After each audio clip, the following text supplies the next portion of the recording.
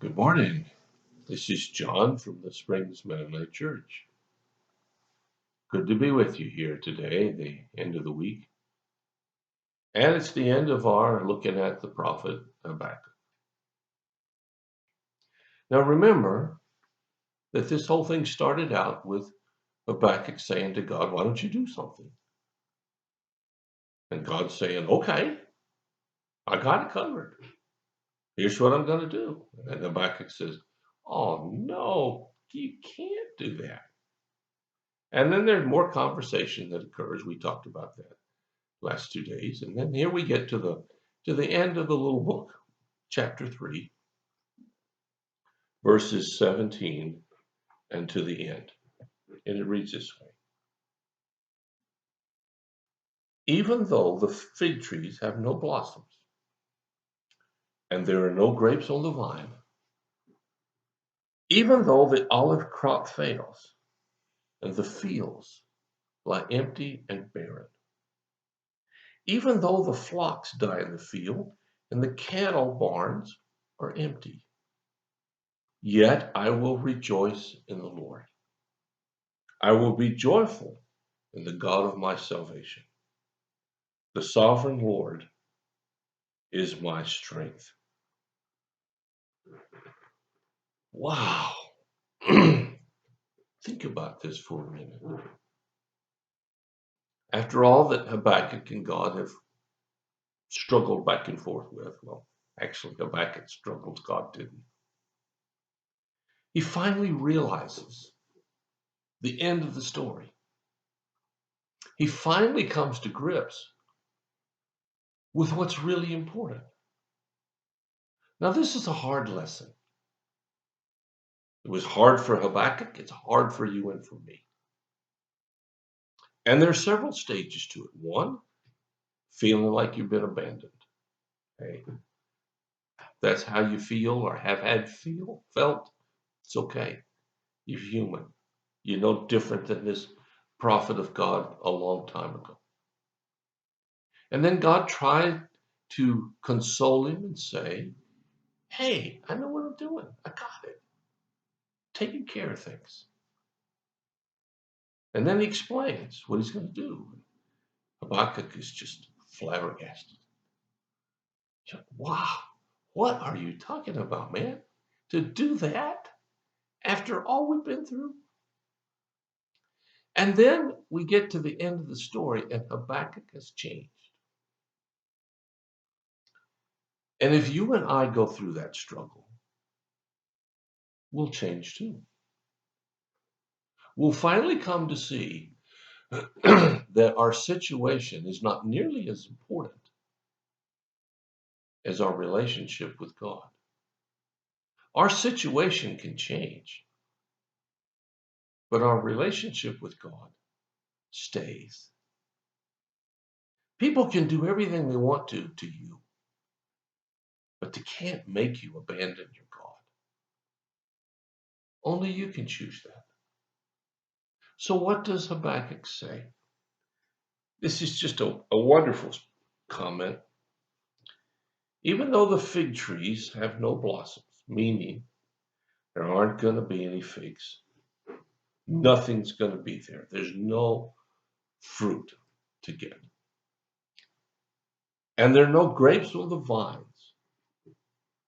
And the olive trees fail. And the fields lie empty. Now, this means that most of the sustenance that Habakkuk needs is gone. But he doesn't stop there. He goes even further. Even though the flocks die, even though the cattle are gone, even though I lose everything, yet, and here comes the important part, yet I will rejoice in the Lord, for he is my strength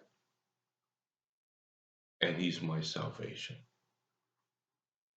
Habakkuk is saying, hey, I give up. I'm not in control here. I think I know what I'm doing. I think I know what's best, but I really don't. Only God does. And even if everything falls apart, everything, I'm still going to rejoice. How can he do that? Well, it's really simple. He has seen a bigger picture, a greater vision. He's come to the awareness of something far more important than he ever dreamed of before. His relationship with God is the key to everything. And nothing else is really all that important.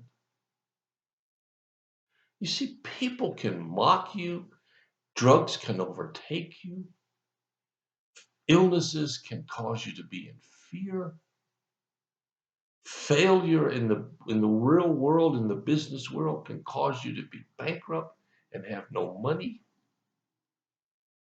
Failed relationships can leave you thinking you're just an awful person. But yet, those things don't define you. Well, I guess they could if you let them, but you don't have to let them. There's something deeper and truer and more valid than any of that. Now, well, that's valid. Everybody wants it. Everybody wants to be liked. Everybody wants to have enough money to do the kinds of things they want to do. Nobody wants to be addicted to a drug, whether it be something you ingest or alcohol, or nobody wants to be constantly bullied by someone else. No one wants to lose their job and get kicked out, kicked to the roadside. Nobody wants that. But yet, if those things happen, we can still rejoice, according to Habakkuk. Now, how can we do that?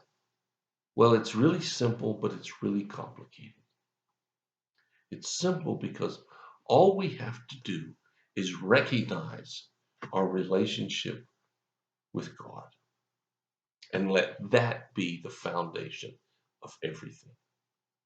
That's complicated because all this other stuff makes us want to focus on that, which isn't the final thing. So Habakkuk comes through this journey of anger and disappointment and amazement and incredulous what's going on stuff to reach the end goal, which is the same end goal for you and for me.